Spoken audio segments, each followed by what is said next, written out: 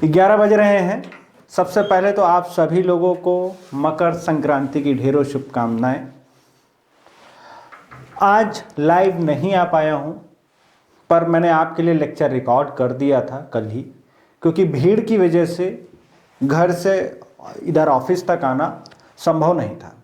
तो इस वजह से मैंने आपके लिए, भाई क्लासेस ब्रेक नहीं होनी चाहिए, आपका कैरियर ज़्यादा इंपॉर्टेंस रखता है हमारे लिए, तो उसके लिए कल ही रिकॉर्ड कर दिया था। आप ये समझिए कि मैं लाइव हूँ, मैं देख रहा हूँ आपके कमेंट्स, मैं ज़रूर वहाँ नीचे बैठा हुआ हूँ कमेंट सेक्शन में और मैं ज़रूर देख रहा हूँ। ठीक है, तो ये कतई मत समझिएगा कि मैं आपके कमेंट्स नहीं देख रहा हूँ। जिस तरह पहले भी क्लासेस चल रही थी, आप लोगों को पता है, 100 का धमाका वगैरह, उसमें भी आप लोग जो भी लिख रहे थे वहाँ मैं नीचे पढ़ रहा होता था और सबके जवाब भी दे रहा होता था। तो ये सेशन आपके लिए बहुत मज़ेदार होने वाला है, बहुत ही बढ़िया होने वाला है।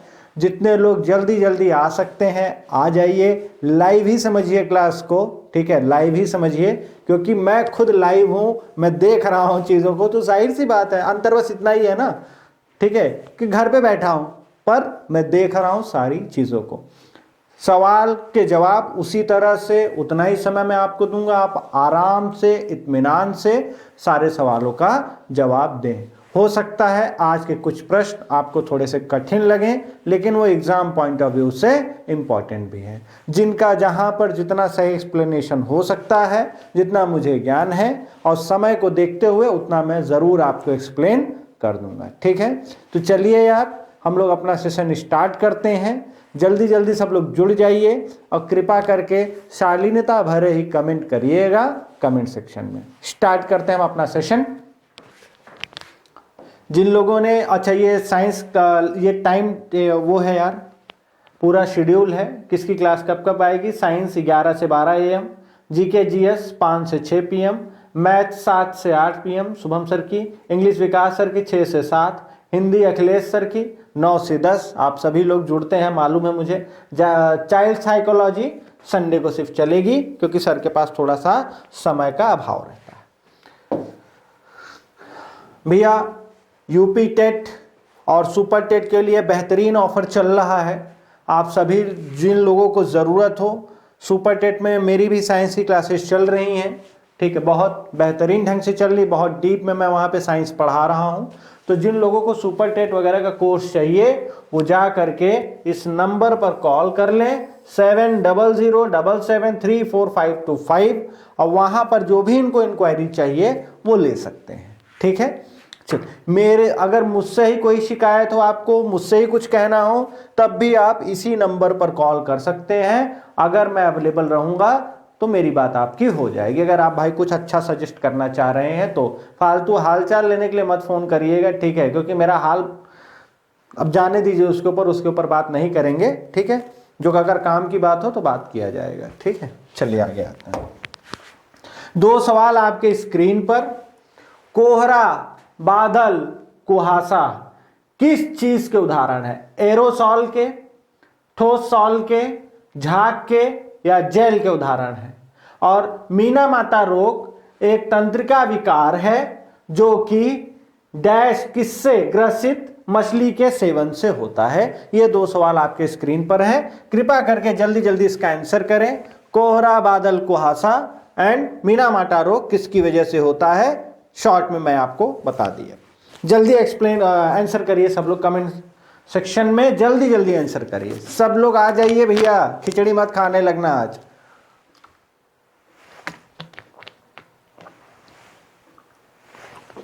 खिचड़ी त्योहार बोला जाता है, इस दिन चावल वगैरह दान किया जाता है, इस वजह से है। ठीक है, और मकर संक्रांति आपको पता है जियोलॉजिकल फेनोमेना है और धार्मिक भी है। चलिए आगे आते हैं। कोहरा, बादल, कुहासा। कोहरा, बादल, कुहासा मेरे भैया एरोसॉल है। एयर में जब मिक्सचर होता है इन चीजों का, तब जाकर आपको इस तरह से दिखेंगे। एरोसॉल है, हवा से संबंधित है। ठीक है, तो कोहरा, बादल, कुहासा एरोसॉल है, एक मिक्सचर होता है जिसको आप क्या कह रहे हैं? एरोसॉल कह रहे हैं। आप इतना ही जानिए इसके बारे में कि बादल, कुहासा, कोहरा क्या है? एरोसॉल है। नेक्स्ट सवाल है आपका, मीना माता रोग एक तंत्रिका विकार है, किसके इनहेलेशन से होता है? मरकरी की वजह से होता है। जब मरकरी, पारा, ठीक है, पारा,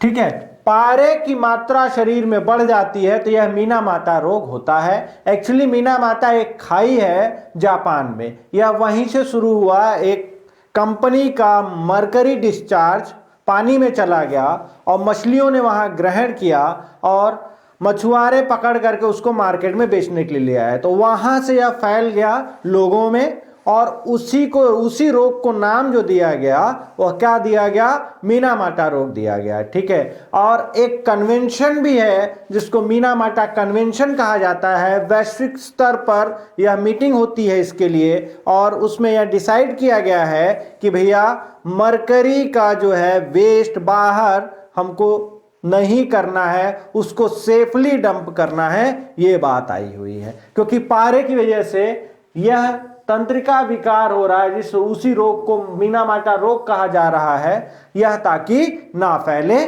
ना हो, ठीक है। तो याद रखिएगा, बहुत इंपॉर्टेंट क्वेश्चन है, मीनामाटा रोग पारे के इनहेलेशन की वजह से हो रहा है। फाइन, बहुत से लोगों ने सही आंसर कर रहे होंगे, लेकिन इसके बारे में ऐसे जान लीजिए, ठीक है। नेक्स्ट जो सवाल, निम्नलिखित में से कौन एल्युमिनियम का अयस्क है? ठीक है। और निम्नलिखित में से किस गैस का रिसाव भोपाल गैस त्रासदी के समय हुआ था? ये दो सवाल आपके स्क्रीन पे, पहला है एल्युमिनियम का अयस्क क्या है वो आपको बताना है, and second question is that कि which gas was released in Bhopal gas tragedy 1984। बहुत बड़ी त्रासदी थी। यूनियन कार्बाइड नाम की कंपनी थी, यूनियन कार्बाइड, जो कि पेस्टिसाइड्स बनाती थी। क्या बनाती थी मेरे भैया? पेस्टिसाइड्स बनाती थी। तो पहले का आंसर क्या होगा भैया? क्रायोलाइट। एल्युमिनियम का अयस्क क्रायोलाइट, ठीक है, एल्युमिनियम का अयस्क क्रायोलाइट। नेक्स्ट क्वेश्चन, निम्नलिखित में से किस गैस का रिसाव, और सिनाबार किसका है बताएंगे? सिनाबार मरकरी का है। और भोपाल गैस त्रासदी में कौन सी गैस रिलीज हुई थी? बहुत से लोग इसका आंसर सही कर रहे हैं, methyl isocyanate. Methyl isocyanate 1984 union carbide pesticides बनाती है। चलें आगे, चलिए देखिए भैया, दो सवाल आपके सामने हैं फिर से। भूमंडलीय तापन, जिसको आप ग्लोबल वार्मिंग भी कहते हैं, ग्लोबल वार्मिंग भी कहते हैं, कि घटना से सबसे अधिक योगदान, की घटना में सबसे अधिक योगदान किस गैस का है, ये आपको बताना है, ठीक है, किस गैस का है। और छठा है सोडियम क्लोराइड। सोडियम क्लोराइड नमक का रासायनिक सूत्र क्या है? इसको टेबल सॉल्ट भी कहते हैं। क्या कहते हैं? टेबल सॉल्ट भी कहा जाता है। जल्दी आंसर करिए दोनों के आंसर, कि जो है पहला सवाल है कि जो ग्लोबल वार्मिंग में सबसे ज्यादा योगदान किसका है, जो इन चार ऑप्शनों में लिखे हुए हैं। और छठा जो है कि सोडियम क्लोराइड का रासायनिक सूत्र क्या है, यह आपसे पूछा गया है, ठीक है। तो ग्लोबल वार्मिंग का मतलब पहली बात तो यही है कि पृथ्वी के औसत तापमान में वृद्धि को ग्लोबल वार्मिंग कहा जाता है। इसके लिए मेन कारण प्रदूषण है, जो कि सूर्य की वापस जाने वाली किरणों को वायुमंडल से वापस नहीं निकलने देता है, उसको वहीं पर ट्रैप कर लेता है, जिसकी वजह से औसत तापमान पृथ्वी का बढ़ रहा है और ग्लेशियर्स वगैरह पिघल रहे हैं, ठीक है। तापमान बढ़ने की वजह से इवोपरेशन का रेट बढ़ रहा है और ग्लेशियर्स वगैरह पिघल रहे हैं, जिससे वायुमंडल पर, जैविक चीजों पर, जैसे पेड़ पौधे जंगल, इन चीजों पर बहुत ज्यादा फर्क पड़ रहा है। बायोडाइवर्सिटी भी खतरे में पड़ रही है इसकी वजह से। क्यों? क्योंकि अलग अलग चीज़ों के लिए अलग अलग तापमान बेटर रहता है। अभी आप कोई भट्ठी में बैठा दे रह पाओगे, नहीं रह पाओगे। क्यों? क्योंकि आप वह तापमान नहीं झेल सकते। तो इस वजह से जहां पर इस तरह का तापमान बढ़ रहा है वहां पर बायोडाइवर्सिटी खतरे में पड़ रही है। तो इसके लिए जो सबसे जिम्मेदार है वह है कार्बन डाइऑक्साइड। ऐसा नहीं है कि ये लोग नहीं है, मीथेन भी है, क्लोरोफ्लोरोकार्बन्स भी हैं, ठीक है, मीथेन क्लोरोफ्लोरोकार्बन्स भी है। लेकिन अब इनमें कह रहा है कि सबसे अधिक योगदान कौन कर रहा है, तो इसके लिए कार्बन डाइऑक्साइड CO2 आंसर होगा आपका। Fine to all of you. Next है सोडियम क्लोराइड नमक का रासायनिक सूत्र। ये तो भैया बच्चा भी बता लेगा, उसको क्या कहते हैं, सोडियम क्लोराइड NaCl। क्या बोलते हैं? NaCl। यह खाने में बहुत जरूरी है, आयोडीन की मात्रा वगैरह को बैलेंस करने के लिए इसको आपको लेना पड़ेगा, ठीक है। सोडियम क्लोराइड जो है इसको टेबल सॉल्ट भी कहा जाता है। क्या बोला जाता है? टेबल सॉल्ट भी कहा जाता है। चलिए आगे आते हैं। नेक्स्ट दो सवाल आपके सामने। निम्नलिखित में से अम्लीय वर्षा का मुख्य कारण क्या है? अम्लीय वर्षा को मेरे भैया कहते हैं एसिड रेन, ठीक है, एसिड रेन, एसिड रेन, ठीक है। और इलेक्ट्रॉन प्रदान करने की प्रक्रिया को क्या कहते हैं? अगर कोई तत्व इलेक्ट्रॉन को दान दे रहा है तो उस प्रक्रिया को क्या कहेंगे, ये आपको बताना है, ठीक है, ये आपको बताना है। इलेक्ट्रॉन देने के ऑक्सीकरण, अपचयन, विकिरण एंड ऑक्सीकरण तथा अपचयन दोनों, ठीक है। जल्दी आंसर करिए, बहुत ध्यान से, आराम से, कोई जल्दबाजी मत करिए, एकदम सिंपल तरीके से चीजों को सोचिए, ठीक है। ऐसे समझिए कि एग्जाम में आंसर कर रहे हो, है ना। इसी तरह की सवालें आती हैं और इसी तरह की आएंगी। आप किसी भी लेवल के एग्जाम की तैयारी कर रहे हो, मेरे लेक्चर्स आपको तकरीबन हर एक में फायदा कर जाएंगे। हाँ, यूपीएससी में थोड़ा कम आएंगे क्योंकि उनके क्वेश्चन पूछने का स्टाइल अलग रहता है, वो अलग तरीके से पूछते हैं, आपको पता है ना। जनरली वो फैक्चुअल चीजों पर नहीं जाते हैं, लेकिन आप स्टेट पीसीएस में और वनडे लेवल के एग्जाम्स में आप इन लेक्चर्स का फायदा बहुत आराम से उठा सकते हैं, ठीक। तो निम्नलिखित में से अम्लीय वर्षा का मुख्य कारण कौन सा भैया? इसमें से नाइट्रोजन डाइऑक्साइड। देखिए, अम्ल वर्षा जो है उसके लिए सल्फर के डाइऑक्साइड्स और नाइट्रोजन के डाइऑक्साइड्स मेनली रिस्पॉन्सिबल होते हैं, ठीक है। सल्फर के डाइऑक्साइड्स और नाइट्रोजन के डाइऑक्साइड ये चिमनियों से निकलते हैं, ऑयल रिफाइनरीज से निकलते हैं और वायुमंडल में जब जाते हैं तो जब बारिश होती है तो यही ऑक्साइड पानी के साथ रिएक्शन करके अम्ल बना लेते हैं। कि जैसे सल्फर डाइऑक्साइड है वगैरह, ठीक है, तो यह पानी के साथ मिल करके सल्फ्यूरिक अम्ल का निर्माण करता है और नाइट्रोजन डाइऑक्साइड पानी के साथ मिल करके किसका निर्माण कर रहा है? वह कर रहा है नाइट्रिक अम्ल का निर्माण करता है, ठीक है। और ये अम्ल बड़े ही घातक होते हैं, ठीक है। तो अम्ल वर्षा होती है, इसलिए पहली बारिश को अम्ल वर्षा भी कहा जाता है, क्योंकि पहली बारिश में ही क्या है, जितने भी ऑक्साइड्स हैं वो पानी के साथ रिएक्शन करके अम्ल बन करके नीचे आ जाते हैं। यह बिल्डिंग्स को खराब कर देते हैं, टाइल्स, संगमरमर वगैरह ये खराब हो जाती हैं। आपकी जो मृदा है आपकी उसमें अम्लीयता बढ़ जाती है, एसिडिटी बढ़ जाती है, तो मिट्टी भी खराब हो जाती है। पेड़ पौधों को नुकसान पहुंचा रही है। जानवर जो इसके संपर्क में आता है, जिनके ऊपर यह पूरा पानी गिरता है, वह वहां उनके स्किन में क्या आती है, विकार आ जाते हैं। तो इस वजह से यह बड़ी ही खतरनाक होते हैं अम्ल वर्षा। इसके ऊपर नियंत्रण करना है तो आपको नाइट्रोजन डाइऑक्साइड और सल्फर के ऑक्साइड्स पर क्या काम करना पड़ेगा? नियंत्रण करना पड़ेगा। फाइन। इलेक्ट्रॉन प्रदान करने की प्रक्रिया को, इलेक्ट्रॉन अगर आप देते हैं तो उसको कहते हैं ऑक्सीडेशन। क्या दे रहे हैं? ऑक्सीडेशन, तो ऑक्सीकरण कहा जाता है।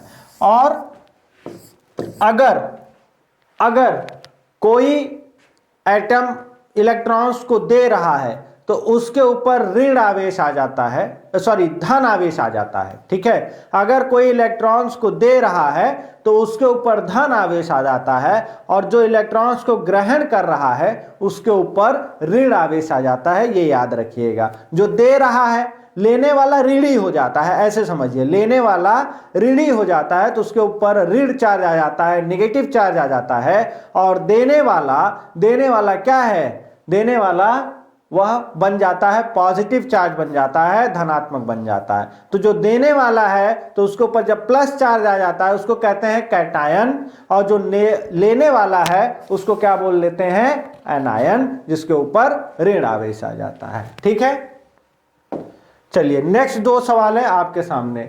ऋण आयन से बनते हैं इलेक्ट्रॉन प्रदान, न्यूट्रॉन प्राप्ति, इलेक्ट्रॉन से जुड़ने पर न्यूट्रॉन प्रदान। ये मैंने अभी आपको एक्सप्लेन किया, जल्दी आंसर करिए। और निम्नलिखित में से कौन सी गैस ऑक्सीजन से भारी होती है, यह आपने बतानी है।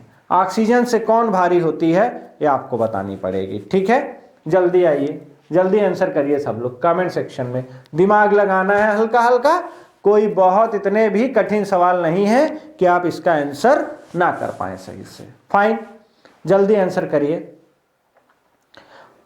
फरवरी में मैं खुद अपना इंडिविजुअल बैच लॉन्च करने वाला हूं साइंस का ही, जिसमें पूरी डीप साइंस, आप चाहे वो स्टेट पीसीएस की तैयारी कर रहे हो, चाहे आप ग्रुप डी की ही क्यों ना तैयारी कर रहे हो, उसमें इतना आपको इतनी बैलेंस तरीके से सारी चीजें मिल जाएंगी कि आप एग्जाम में बहुत अच्छे से फाइट कर पाएंगे।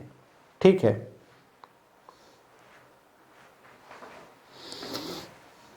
क्लासेस वो एप्लीकेशन पर ही चलती हैं। ठीक है, फिलहाल इसका आंसर करिए आप लोग, जल्दी जल्दी जल्दी आंसर करिए। देखिए भैया, ऋण आयन से बनते हैं, आपको मैंने बताया है। ऋण आयन कब बनते हैं, इलेक्ट्रॉन के प्रदान, जब वो दे देता है। ठीक है, ऋण आयन इलेक्ट्रॉन के जुड़ने से, इलेक्ट्रॉन के जुड़ने से, सॉरी। ठीक है, जब वो दे देता है तब तो वह पॉजिटिव बन जाता है, और जो लेने वाला रहता है वह क्या रहता है, वह ऋणी हो जाता है। ठीक है, और निम्नलिखित में से कौन सी गैस ऑक्सीजन से भारी होती है, तो देखिए अमोनिया, हीलियम, मीथेन या कार्बन डाइऑक्साइड। इसके लिए जो लोग भी आंसर कार्बन डाइऑक्साइड कर रहे हैं वो क्या होगा, वह सही होगा CO2।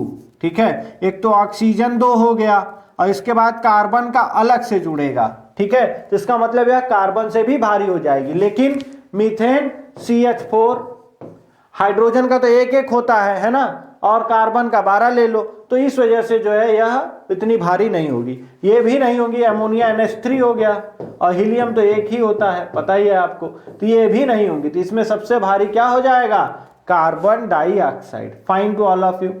चलिए, निम्नलिखित में से किसका ऑक्साइड लाल लिटमस पत्र को नीला कर देता है, और निम्नलिखित में से क्या सबसे अधिक संपीड्य है, मतलब कौन सबसे ज्यादा कंप्रेसिबल है, ये आपको बताना है। ये दो सवाल हैं आपके। ठीक है, निम्नलिखित में से किसका ऑक्साइड लाल लिटमस को नीला कर देता है, और 12वां सवाल है आपका, निम्नलिखित में से क्या सबसे अधिक संपीड्य है। ठीक है, चलिए जल्दी जल्दी आंसर करिए। सवाल को भैया देखिए बहुत ध्यान से पढ़ा करिए, तब जाकर के आप आंसर करेंगे तो ज्यादा बेटर रहेगा। ठीक है, तभी जाकर के बेटर रहेगा भैया, है ना, याद रखिए हमेशा। दोनों सवालों को बहुत अच्छे से पढ़िए, कोई दिक्कत नहीं है। निम्नलिखित में से किसका ऑक्साइड लाल लिटमस पत्र को नीला कर देता है, और निम्नलिखित में से क्या सबसे अधिक संपीड्य है, जल्दी जल्दी कमेंट सेक्शन में आंसर करिए। ठीक है, कमेंट सेक्शन में जल्दी जल्दी आंसर करिए, सब लोग जल्दी आंसर करिए।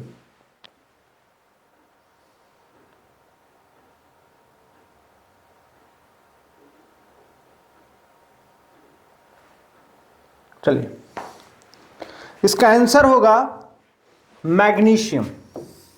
क्या होगा इसका आंसर, इसका आंसर होगा मैग्नीशियम।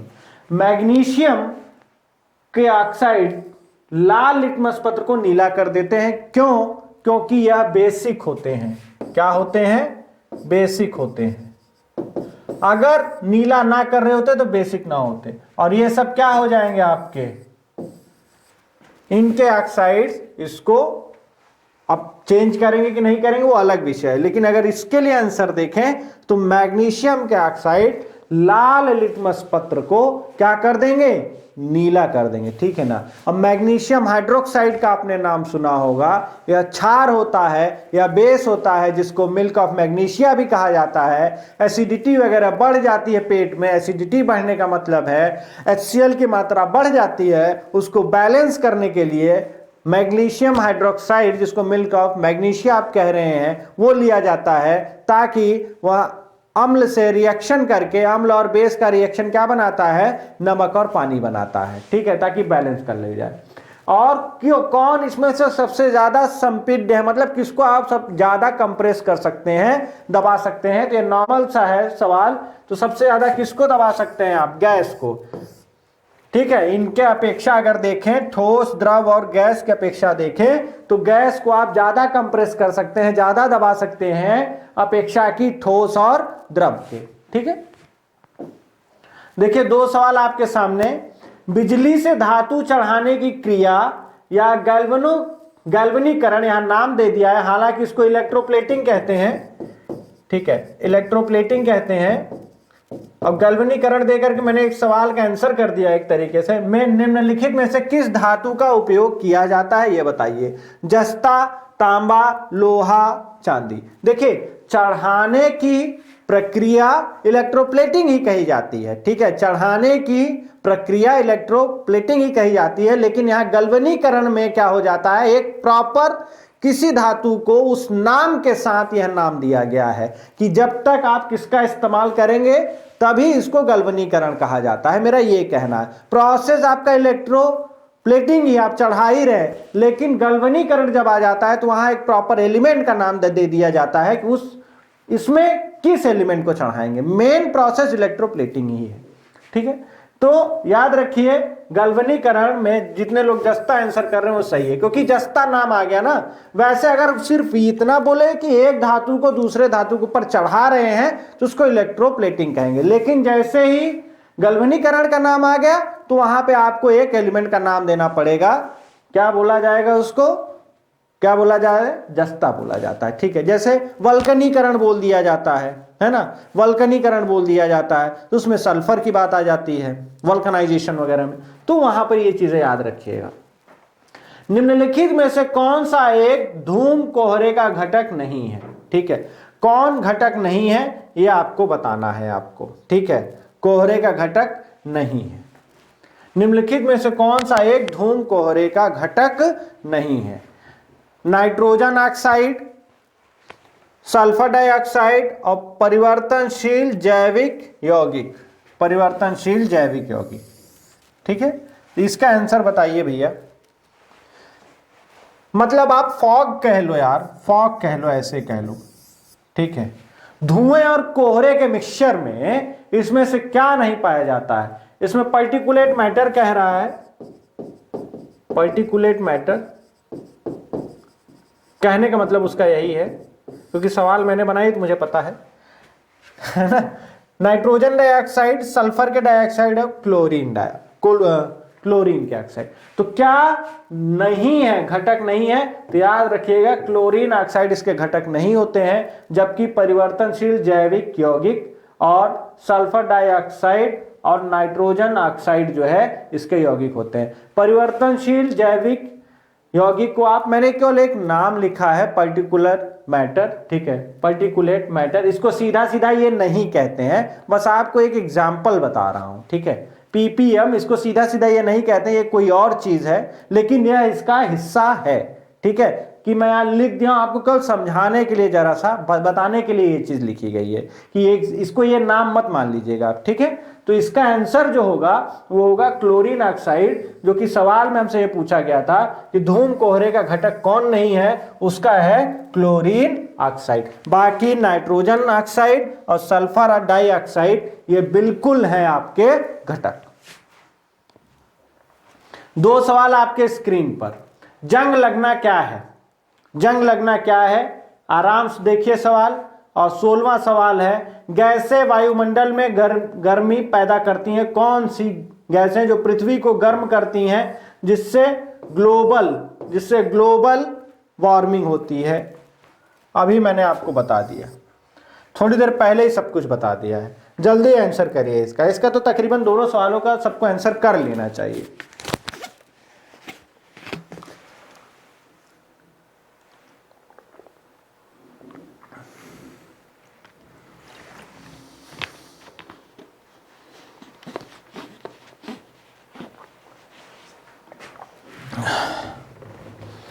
तो देखिए, जंग लगना एक रेडॉक्स रिएक्शन कहलाती है जिसमें ऑक्सीडेशन एंड रिडक्शन दोनों होता है। अपचयन का मतलब है reduction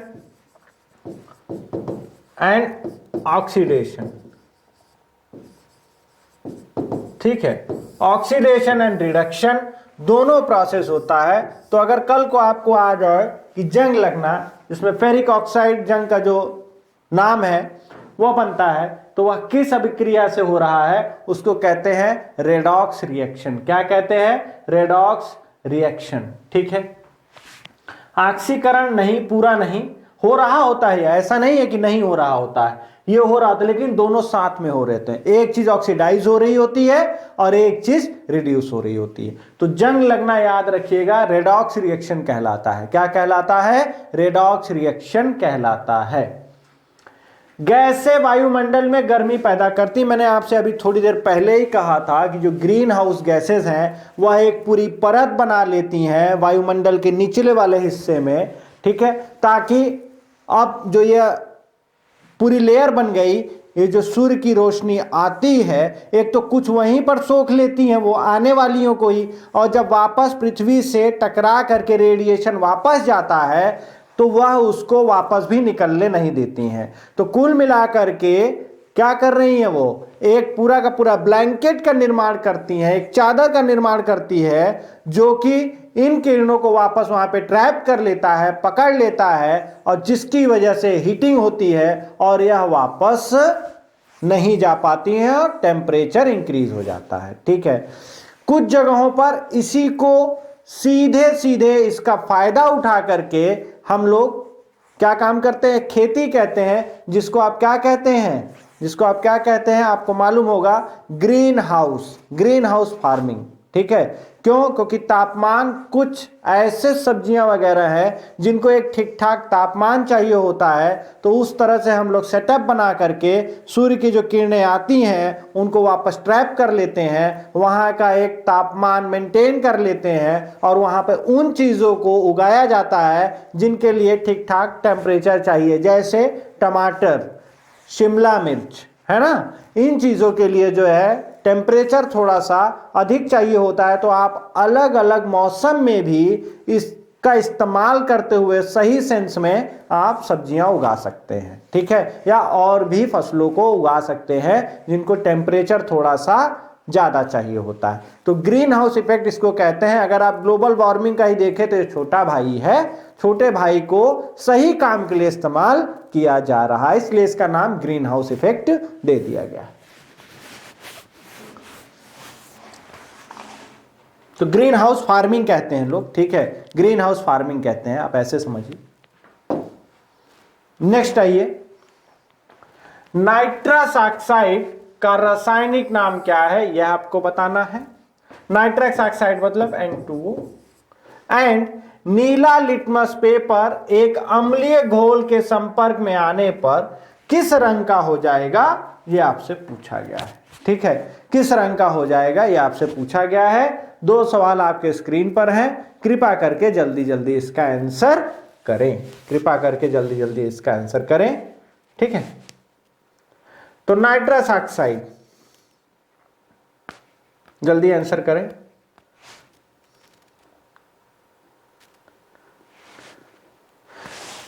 nitrous oxide laughing gas कहते हैं, हास्य गैस, आपने सुना होगा, ठीक है। तो नाइट्रस ऑक्साइड N2O, ठीक है, यह क्या है, यह आपको याद बता दूं मैं आपको कि यह अम्ल वर्षा के लिए भी जिम्मेदार है। तो नाइट्रस ऑक्साइड, ज्यादा हंसे ना, ठीक है, वरना बाद में हो सकता है रोना पड़े। तो लाफिंग गैस जो है वह क्या है, नाइट्रस ऑक्साइड, फाइन। नीला लिटमस पत्र, अम्लीय घोल में नीले को डाल रहे हैं, अम्ल है, नीला डाल रहे हैं, जाहिर सी बात है क्या हो जाएगा, लाल हो जाएगा। क्या हो जाएगा, लाल हो जाएगा। ये तो सवाल आप सभी लोगों को मालूम है कि अगर एक नीला लिटमस पत्र है, उसके ऊपर अगर आप एसिड डालेंगे, अम्ल डालेंगे, तो वह लाल हो जाएगा। और अगर लाल लिटमस पत्र है, उसके ऊपर कोई क्षार डालेंगे, भस्म डालेंगे, तो उसका रंग क्या बन जाएगा? वह नीला हो जाएगा। क्लियर है बात? लेकिन लाल लिटमस पत्र पर अम्ल डालेंगे तो उसका रंग बदलेगा नहीं।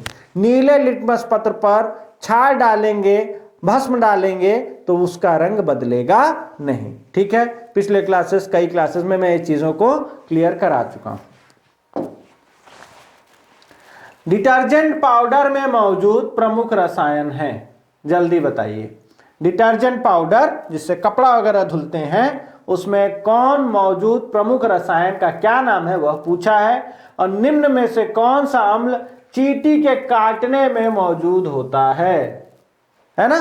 चींटी काटती है, आप देखते हैं निशान पड़ जाता है, हल्का उस एरिया में हल्की सी माइनर सूजन सी आ जाती है, तो वह उसके लिए कौन सा अम्ल जो है वह जिम्मेदार है, ये आपसे पूछा गया है। तो जल्दी आंसर करें भैया सब लोग, इसका जल्दी जल्दी आंसर करिए। ठीक है, जल्दी आंसर करिए। देख रहा होगा आपको, सवाल देख लीजिए, एक बार ध्यान से देख लीजिए। डिटर्जेंट पाउडर में मौजूद प्रमुख रसायन क्या है और निम्न में से कौन सा अम्ल चींटी के काटने में मौजूद रहता है। जो चींटी जब काटती है तो वो अम्ल एक स्रावित करती है, जिसकी वजह से जलन और हल्की फुल्की सूजन आ जाती है, निशान पड़ जाता है। उसका कौन है वह जरा बताएं मुझे। ठीक है, जल्दी बताएं।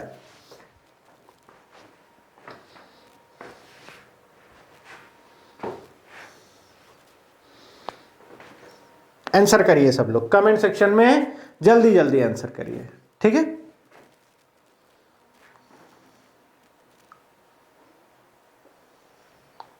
चले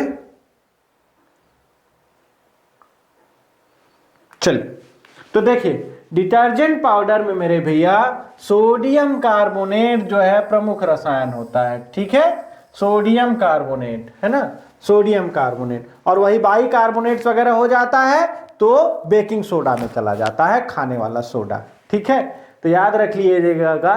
ठीक है, बाई कार्बोनेट्स वो चला जाता है खाने वाला सोडा में, लेकिन यहाँ सोडियम कार्बोनेट की बात कर रहे हैं, तो यह डिटर्जेंट पाउडर में मौजूद प्रमुख रसायन होता है। इस सवाल के लिए जो आंसर होगा वो है थर्ड, क्या होगा? Sodium carbonate. पिछले वाले का आंसर हो रखा है यार। ठीक है, तो सोडियम कार्बोनेट। और चींटी के काटने पर याद रखिएगा यार, बहुत से लोग सही आंसर कर रहे होंगे, फॉर्मिक एसिड निकलता है, जो कि जा करके जलन और वहां पर रेडिश कलर का जो है निशान छोड़ देता है और हल्का फुल्का वहां पर स्किन में सूजन आ जाती है। तो फॉर्मिक एसिड जो है वो चींटियों के पास मौजूद रहता है। ठीक है, फॉर्मिक एसिड चींटियों के पास मौजूद रहता है। फाइन। रिकेट्स की कमी से जुड़ी बीमारी है। रिकेट किसकी कमी से जुड़ी बीमारी है? और प्रकाश संश्लेषण के दौरान हरे पौधे सूर्य के प्रकाश की ऊर्जा का उपयोग कार्बन डाइऑक्साइड और पानी से किस चीज को संश्लेषित करने के लिए करते हैं? ठीक है ना, संश्लेषित मतलब सिंथेसिस। ठीक है, तो चलिए जरा इसका आंसर करिए जल्दी जल्दी। रिकेट्स तो यार आप बता दोगे कि जो सूखा रोग होता है वह विटामिन डी की कमी से जुड़ी बीमारी होती है, जिसमें हड्डियां क्या हो जाती हैं? हड्डियां कमजोर हो जाती हैं, युवावस्था में उनका विकास सही से नहीं होता है। और एक और होती है जिसको ऑस्टियोमैलेशिया कहते हैं, वह भी विटामिन डी से जुड़ी हुई है, जिसमें युवावस्था में जो हड्डियां होती हैं वह अत्यधिक कमजोर रहती हैं। जल्दी अगर जरा सी भी चोट वगैरह लग जाए तो टूटने का डर उनके केस में ज्यादा रहती है। ठीक है बात, तो याद रखिएगा उसको भी। और प्रकाश संश्लेषण के दौरान याद रखिएगा, जो हरे पौधे हैं सूर्य के प्रकाश का उपयोग कार्बन डाइऑक्साइड और पानी से किसका संश्लेषण करने के लिए करते हैं? ग्लूकोज का संश्लेषण करने के लिए कहते हैं, ग्लूकोज C6H12O6। ठीक है, तो याद रखिएगा फोटोसिंथेसिस एक प्रोसेस है जिसके थ्रू पौधे सूर्य प्रकाश का इस्तेमाल करके पानी का और कार्बन डाइऑक्साइड का इस्तेमाल करके अपना भोजन का निर्माण करते हैं, उस पूरे प्रोसेस को फोटोसिंथेसिस कहा जाता है। और सिंथेसिस किस चीज की हो रही है यहाँ पर? वह हो रही है ग्लूकोज की। किसकी होती है मेरे भैया? ग्लूकोज की होती है। क्लियर है? और पौधे सबसे ज्यादा लाल रंग को अवशोषित करते हैं किसके केस में? फोटोसिंथेसिस के केस में। और इनके पास एक पिगमेंट पाया जाता है क्लोरोफिल, और वहां पर मैग्नीशियम 2+ की भी मौजूदगी रहती है, जिससे वह लाइट को बहुत अच्छे से अवशोषित कर पाता है। तो इसके लिए आंसर क्या हो गया मेरे भैया? ग्लूकोज। क्या हो गया? ग्लूकोज। चिंता मत करिएगा, पीडीएफ आपको उसी लिंक में मिल जाएगी इसकी। सेब में निम्न में से कौन सा अम्ल पाया जाता है? सेब में निम्न में से कौन सा अम्ल पाया जाता है? एक ये सवाल है। मैलिक अम्ल, नाइट्रिक अम्ल, फार्मिक अम्ल, सल्फ्यूरिक अम्ल। और जंग को निम्नलिखित 3 घटकों में से किसकी आवश्यकता होती है? जंग लगने के लिए क्या क्या चाहिए वो जरा बताइए। जंग, भैया जंग लगने वाली जंग, लड़ने वाली जंग नहीं। लड़ने वाली जंग के लिए सिर्फ और सिर्फ 2 खराब दिमागों की आवश्यकता होती है। ठीक है, फाइन। चलिए, अब मैंने बहुत बड़ी बात बोल दी है। ठीक है, छोटे शब्दों में बहुत बड़ी बात बोल दी। अगर आप समझना चाहें तो समझ सकते हैं। ठीक है, देखिए एक चीज मैं और यहां बोल दूं। मैंने कहीं पर पढ़ा था, जो खराब दिमाग की अभी मैंने बात की आपसे, कि जहाज तब तक नहीं डूबता जब तक पानी जहाज के बाहर है। जहाज डूबता तब है जब वह पानी जहाज के अंदर आ जाता है। तात्पर्य ऐसे है कि अगर आप समाज की बुराइयों को अपने अंदर समेटेंगे तभी आप डूबेंगे। अगर आप मदमस्त हैं, अपना जीवन में एक स्ट्रेट फॉरवर्ड चल रहे हैं, अपने सिद्धांतों पर खरे उतर रहे हैं, या सिर्फ और सिर्फ अपने सिद्धांतों को फॉलो कर रहे हैं, या अच्छे सिद्धांतों को फॉलो कर रहे हैं जो आपके माँ बाप ने आपको सिखाया हुआ, या आपने जो अपने स्ट्रगल लाइफ में सीखा है, अगर आप उन पे चलते हैं तो बहुत सही चलेंगे। लेकिन अगर आप दूसरे के सिद्धांतों को फॉलो करेंगे जो कि खराब हैं, बुरे हैं, तभी आपका विनाश स्टार्ट होगा। ठीक है, चलिए आगे चलते हैं। और ये हर एक फेज में लागू होता है, चाहे आप पढ़ाई कर रहे हो, चाहे जीवन आगे बढ़ाना हो, जैसे शादी ब्याह वगैरह हो, बुढ़ौती काटनी हो, अलग अलग तरीके से अलग अलग जगह पर या अलग अलग तरीके से काम करता है। आपका काम है कि आप उसको किस तरह से देखते हैं। ठीक, तो सेब में कौन सा अम्ल पाया जाता है? ठीक है, बहुत से लोगों को मेरी बातें कहानियां लगती हैं, लेकिन अगर आप दैनिक जीवन में देखेंगे तो वो आपको हमेशा सत्य मिलेंगी। ठीक है, सत्य मिलेगी, क्योंकि उन चीजों को मैं भी देख रहा हूं, आप भी देख रहे हैं। हम आप दूसरे झूठ बोल सकते हैं, मुझसे बोल सकते हैं, सबसे बोल सकते हैं, 2 लोगों से नहीं बोल सकते हैं। किससे? एक खुद से और एक परमात्मा से। तो मैलिक अम्ल, मैलिक अम्ल, सेब में मैलिक अम्ल पाया जाता है। और आपको यहां एक बात और बता दूं, अब फालतू की बात, फालतू मतलब अब उस तरह की फिलोसफिकल बात नहीं कह रहा हूं, इसकी बात कर रहा हूं जो सवाल लिखी है। सुबह सुबह खाली पेट सेब वगैरह मत खाया करिए। सेब मत खाया करिए, ऐसे करिए। कोई और फल आपको खाना हो खा लो, लेकिन सुबह सुबह खाली पेट सेब मत खाया करो। क्योंकि सुबह सुबह एक तो ऑलरेडी, क्योंकि सही समय से भोजन तो लेते नहीं हो, तो उस दौरान क्या होता है, पेट में कहीं ना कहीं HCl की मात्रा बढ़ी हुई रहती है।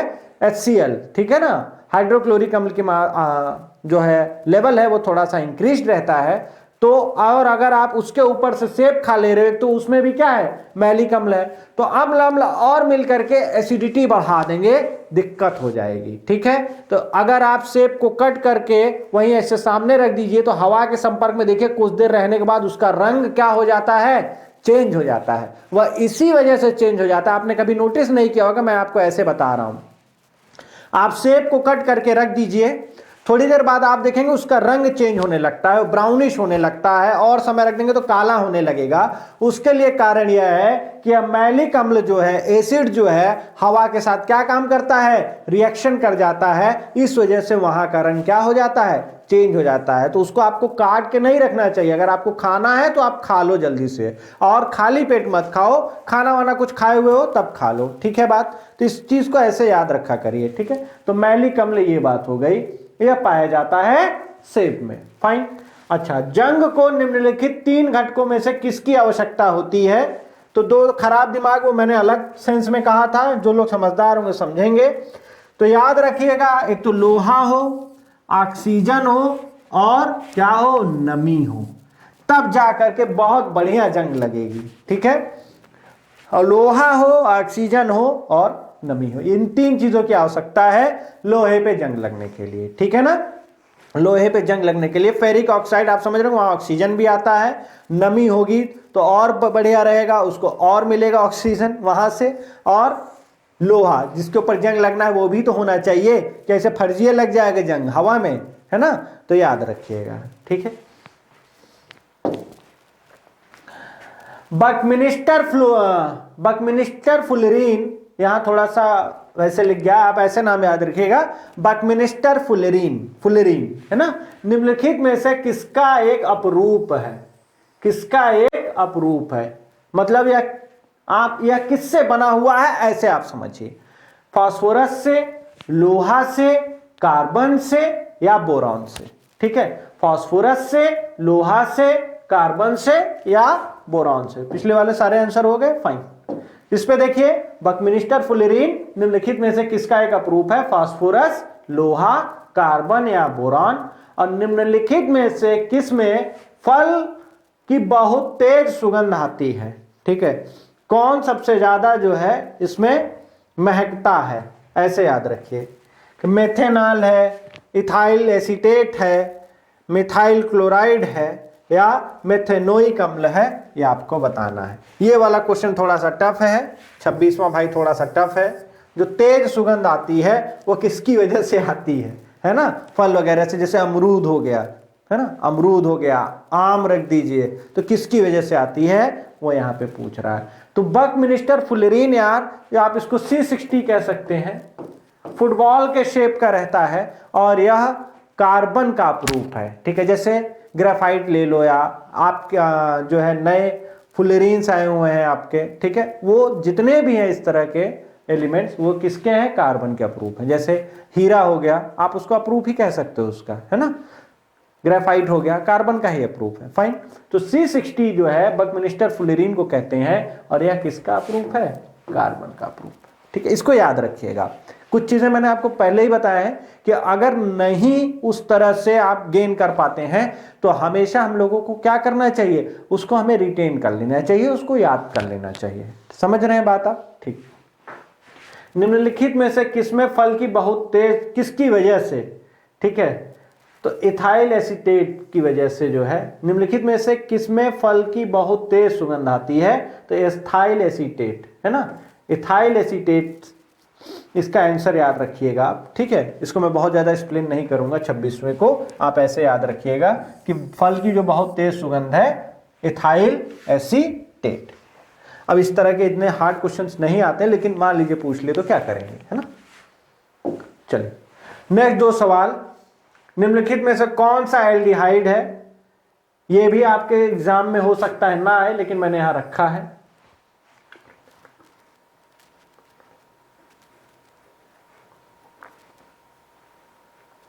Propanone, propyne, propanal, propanol. और किस गैस को उसकी ठोस अवस्था में शुष्क बर्फ भी कहा जाता है, ये आंसर है, ठीक है। 27वें को भी मैं आपको कहूंगा, अगर आप याद रख सके तो उसका आंसर आप याद रखिएगा, ठीक है।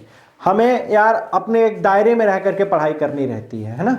पढ़ने को तो पूरी केमिस्ट्री आप इंटर की पूरी चाट सकते हैं, लेकिन वहां आपके किसी भी तरह से काम बहुत ज्यादा नहीं आएगी, थोड़ी बहुत काम आएगी, है ना, थोड़ी बहुत काम आएगी आपको, लेकिन वो क्या है, फैक्चुअल चीज पूछेंगे। अब आपको उसमें बहुत सी चीजें मिल जाएंगे, आप कंफ्यूज होने लगेंगे। तो हम लोग को एक सीमित दायरे में रहते हुए अपना काम निकाल करके नौकरी लेकर के फुर्सत हो जाना है, बस इतना ही चाहिए, है ना।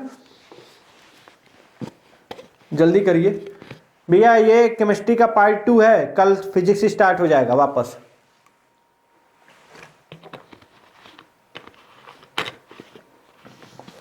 क्योंकि इलाहाबाद में है, आप जानते हैं मैं इलाहाबाद का ही हूँ, और कल मकर संक्रांति है, मतलब आज है मकर संक्रांति। मैं एक्चुअली रिकॉर्ड पहले किया हुआ तो इस वजह से भाई सत्यता तो आ ही जाती है सामने।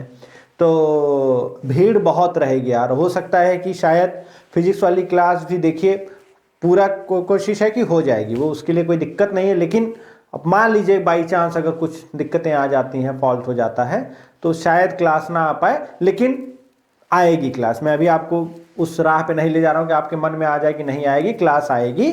आप एक बार 11 बजे आ जाइएगा, ठीक है। प्रीमियर आप लोग को पहले नोटिफिकेशन पहले मिल जाएगा।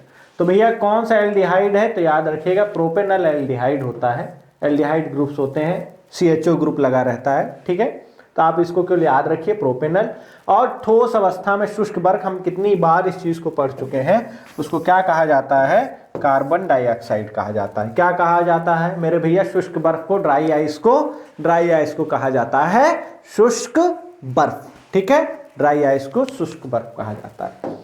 नेक्स्ट 2 सवाल, एक उपधातु है, मेटालॉइड कह लीजिए आप, एक मेटालॉइड है, क्या है, मेटालॉइड है ना। मतलब उसकी जो गुण है वो एक तरीके से मेटल और नॉन मेटल दोनों में चले जाते हैं, है ना। आप ऐसे याद रखें उसको। और मिथाइल प्रोपेन निम्नलिखित में से किसका एक समावयव है, ठीक है, समावयव है। N butane, n pentane, n hexane and n propane. जल्दी बताइए, जल्दी आंसर करिए, दोनों जल्दी आंसर करिए, ठीक है।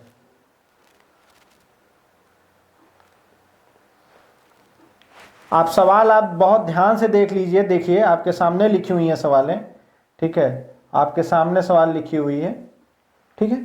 चलिए देखिए, इनमें से कौन सा तत्व एक उपधातु है, एक तो ये सवाल है, और मिथाइल प्रोपेन निम्नलिखित में से किसका एक समावयव।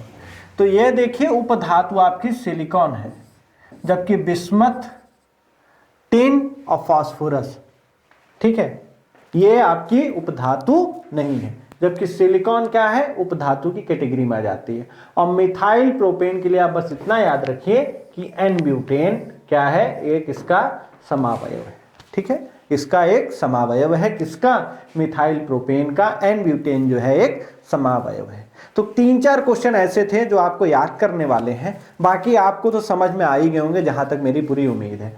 तो यार आज का सेशन जो है मैं यहीं पर इसको क्लोज करता हूं।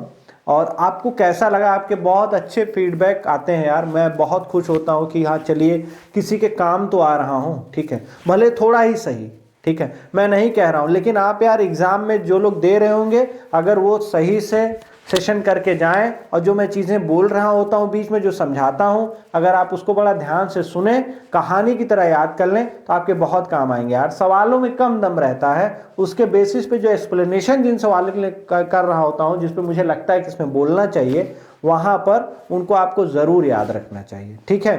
तो अपना अच्छा कमेंट सेक्शन में ज़रूर कर दीजिए। हम लोग मुलाकात करेंगे कब, कल मुलाकात करेंगे हम लोग फिजिक्स के सेक्शन में, फिजिक्स पार्ट 3 में।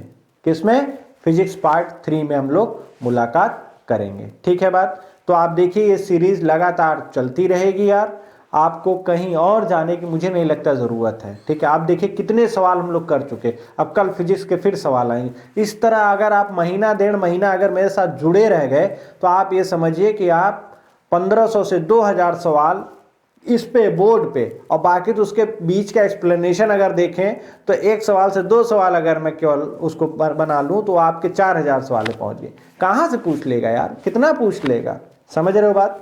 तो चलो यार, आज के लिए आपसे विदा चाहूँगा, मुलाकात करते हैं कल 11 बजे इसी समय पर। सब लोग ज़रूर आ जाइएगा। डेली 11 बजे ही यह क्लास चलती है, ठीक है। हाँ, किसी को किसी क्वेश्चन में डाउट हो सकता है, मुझसे ही कभी कभार गलतियां हो जाती हैं, जल्दबाजी में कोई और आंसर लग जाता है। लेकिन अगर किसी को ऐसा लगता है कि सर इसका आंसर ये हो सकता है, आप प्लीज़ कमेंट में मेंशन करिए। मैं खुद, बहुत से लोग यह जानते हैं कि सर पर्सनली जवाब देते हैं। बहुत से बच्चे ऐसे हैं जिनका मैं देखता हूं कमेंट, अगर उनको कुछ डाउट लग रहा होता है तो मैं ज़रूर उनको रिप्लाई करता हूं। मैं उस मामले में कतई मैं कोई भी चीज़ बर्दाश्त नहीं करता हूं, ठीक है। अब फालतू के अगर आप कोई चीज़ पूछेंगे तो भाई जाहिर सी बात है मुझे इग्नोर करना पड़ेगा, है ना। चलिए यार, मुलाकात करते हैं कल 11 बजे। तब तक के लिए नमस्कार।